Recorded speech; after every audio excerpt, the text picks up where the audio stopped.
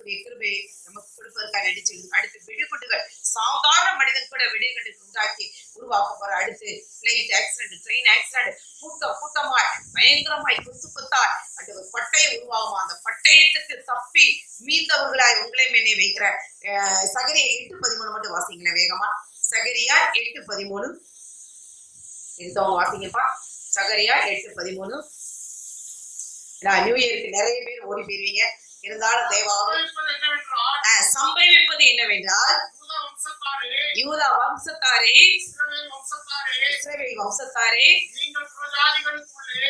நீங்கள் பிரஜாதிகளுக்குள்ளே